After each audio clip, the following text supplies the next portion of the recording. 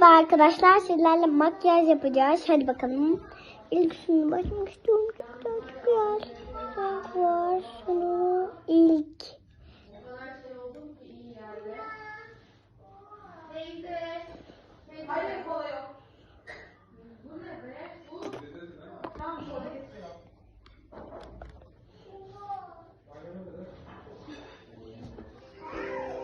Bu Ramazan'da daha uygulamasını indir, daha kazan.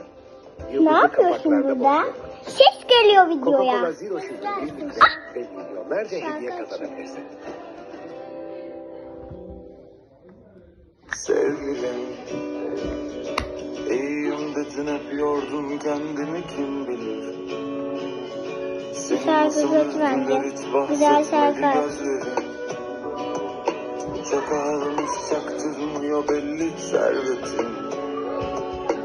Canımı yolda buldum sana verdim dert değil.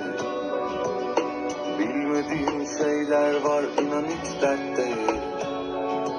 Ama gözünün önündeydim beni gör diye bekledim. Hadi gel döndür beni.